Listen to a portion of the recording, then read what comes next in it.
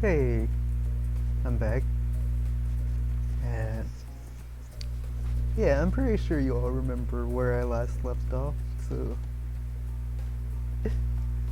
kind of feels weird not to do the little intros I used to anymore. But let's just get back into it. Trapper, he said this place was private. Don't look at me. I didn't tell him about it. Half the appeal of this spot is getting away from people like him. Well, geez, I can see when I'm not wanted. It's you three. A throuple? So you three a throuple now, or? Because I gotta say, I really didn't get the whole trapper spirit thing. But hey, if it's not my business, I don't stick my nose in it. Isn't this the epitome of sticking your nose into it?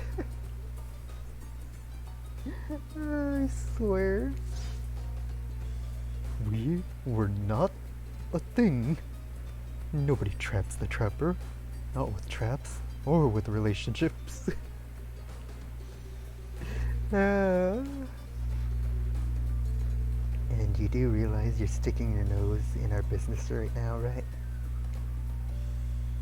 Wow, so hostile. If you don't want to talk about it, just say so. I think their answer was pretty clear, though.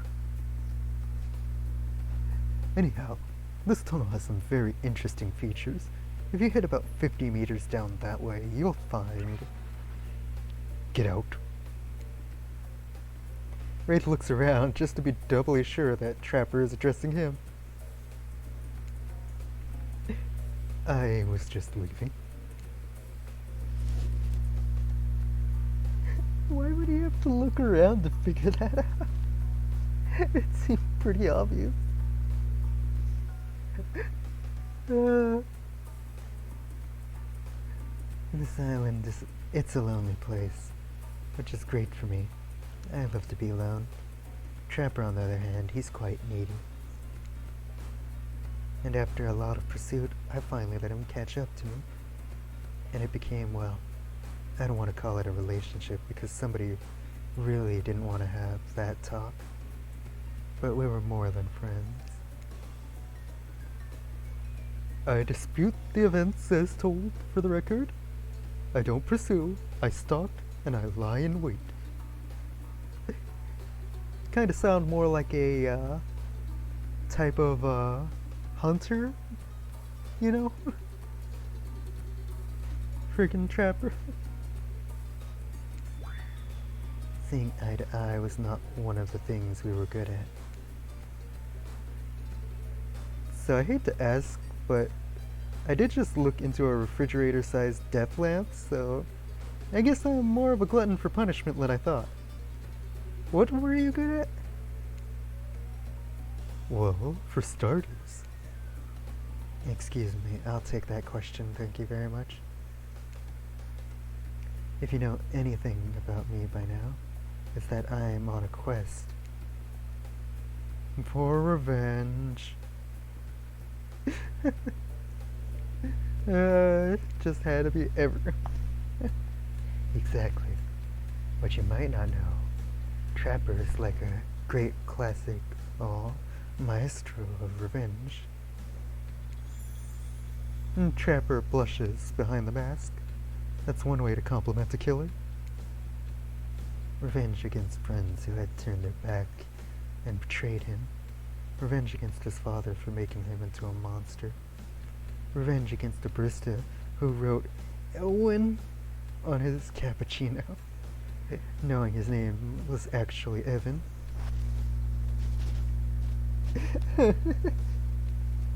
I get the feeling that the barista wrote his name like that and then looked him straight in the eye and was just like, ooh.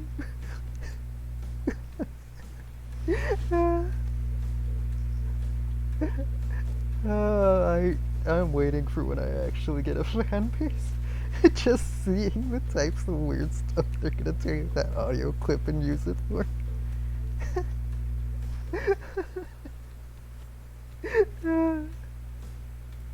For someone, for someone who thinks about revenge as much as I do, Trapper is an inspiration. But they say to never date your heroes. Actually, it's never meet your heroes. And it's mostly based on the fact that they'll never, well, in most cases, they'll never live up to your expectations. Good advice, but I don't think that's the same. I swear. And then you came along, player. You showed me that it's okay to be lost, to feel pathetic, to push on when you have nothing real to offer anyone. That sounds super depressing, even though it's supposed to be inspiring. I'm not sure where you got all that from, but okay. You held a mirror up to my own doubts and fears, and showed me that they aren't everything about me, that I can embrace those things, but not be defined by them.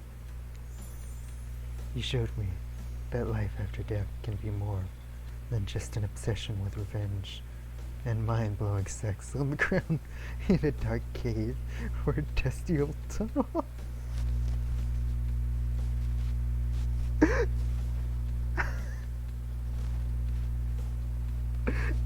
Oh my god. I wonder how much of that laughter actually came out on my...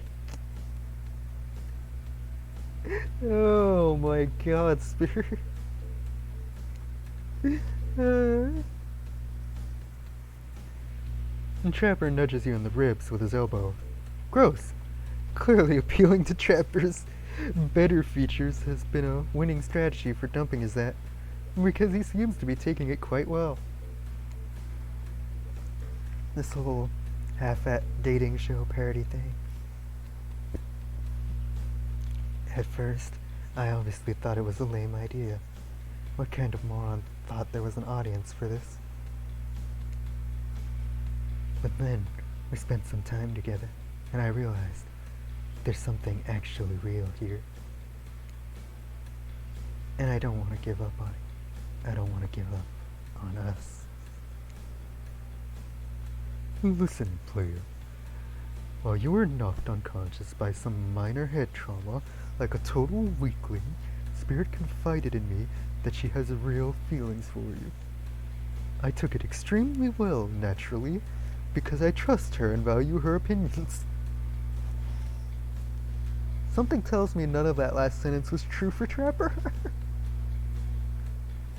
I feel like he's only in it for the, mind-blowing part. I'll try not to say that part too many times, just so YouTube won't,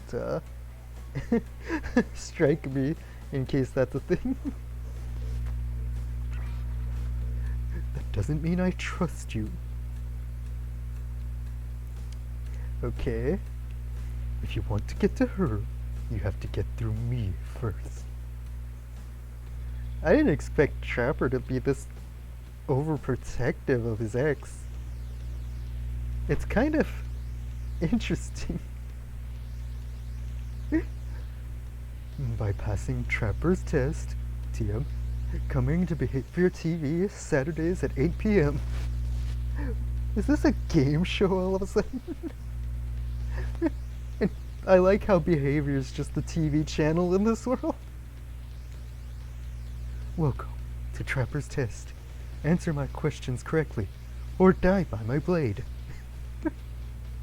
Question 1. What is Spirit's real name? The one given to her by her murderous father, which she only lets her real friends call her. It's totally Yumi. No. But it's the only one that has the correct last name. Rin. Because she is related to, I believe Oni's name was Kazan Yamaoka? I might be wrong about Oni's name, It's been a while since I've read Oni's lore. But yeah, the answer is definitely Rin. Okay, you got that one. Don't celebrate yet. Question 2. What lives inside Spirit? A demon! No, it's a dragon. She says it a lot. I'm sure everyone knows that. They won't all be this easy. Question 3. Where did Spirit work back when she was a normal college girl, before she was hell-bent on revenge? Ah, yeah, she mentioned this to you offhandedly twice. It was a restaurant. I know, to think I would date a waitress. Don't tell my father I ever mingled with the help like that. He'd be so disappointed in me. It still feels weird that he even bothers to buy for his father's approval. Question 4. What's Spirit's favorite color? Isn't it black?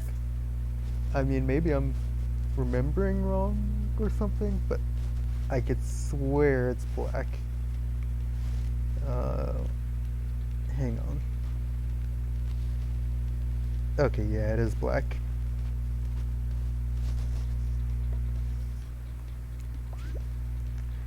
Are these questions largely superficial? Sure, maybe I didn't get to know Spirit that well. Maybe that's why she don't.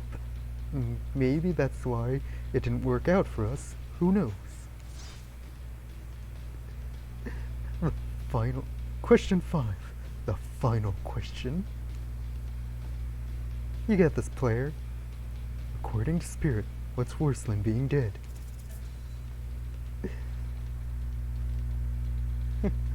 Not being seen for who you are. When I pitched Trapper's Test to the suits at Behavior TV, they told me there was no room in the budget for a new car to be given as the final prize for winning. So I killed them all right there on the spot. Well, killing them didn't solve any of the budget problems. It sure did feel good. Okay, so all the Behavior staff is basically dead in this universe. Because of Trapper. I'm telling you this, A, to brag, B, to explain why the only thing you're going to win is me saying, congratulations for winning, or for passing Trapper's Test.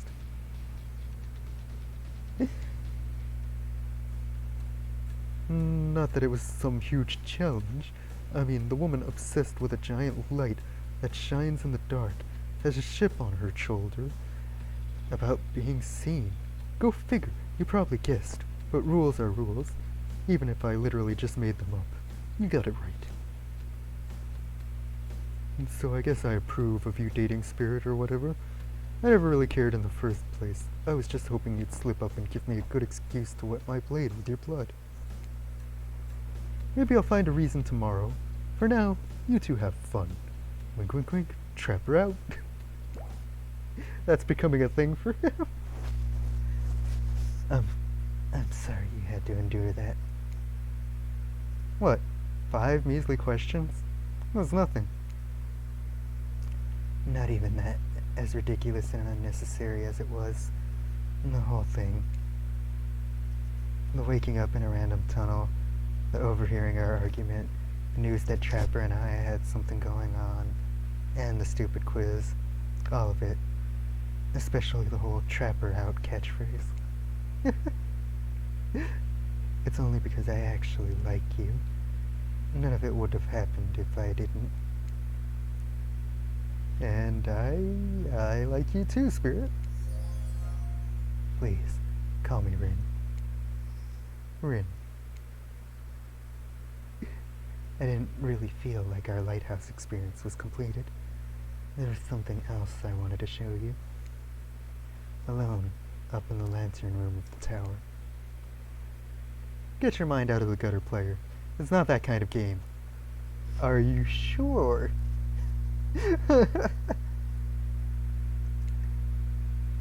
What's that? Hold on a moment. I'm being told... No, wait. It is that kind of game. Disregard the gutter comment. And come back up there with me. I swear this game. There's no place I'd rather be. You're excited to return to the lantern room of the lighthouse, despite all the drama and worry that was previously a part of this place for you. More importantly, you're excited to be there with Spirit, which makes it all the more crushing when you're interrupted by the arrival of Dwight and Claudette. Claudette, Dwight, funny seeing you here. Wait, did I say funny? I meant tragic. Tragic? I don't think so. What could be tragic about a family reunion? Those are always joyous occasions in my experience. Before they can explain what that's supposed to even mean, the lighthouse begins to howl a low, frightening sound. The lens begins to glow in a now familiar way. You prepare to shield your eyes in case something bad happens to you again. Now isn't the time for any reality show adjacent shenanigans, Dwight. Claudette, shield your eyes. We don't know what the lighthouse will... No, please don't interrupt. You'd think after all this time, you'd know that we've got your best interests in mind. Wait, what? No, of course I don't think that. Go wax in your ears, friend. I asked you not to interrupt. Too late. The black light flares in the darkness. You see something horrible and strange. In the place of Claudette and Dwight are two ghoulish silhouettes. Oh, for a second there I thought they were actually summoning the Oni. But before you can focus on them, the light passes and the two survivors are returned to their normal states. It's breezy up here. I should have packed a sweater. What in the hairy hell? Hey, watch the language. You shouldn't speak that way. Why is Dwight acting like a wolf? I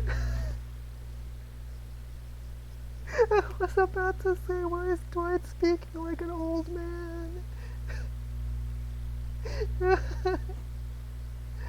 Around your elders.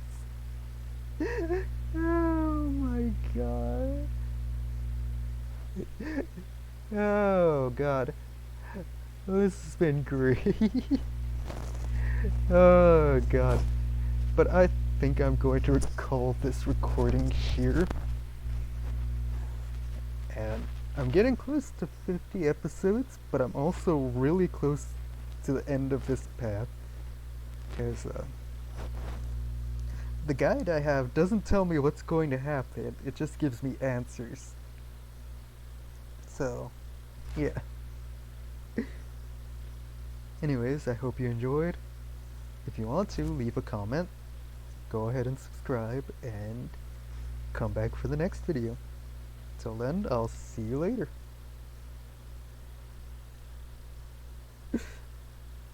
Bye.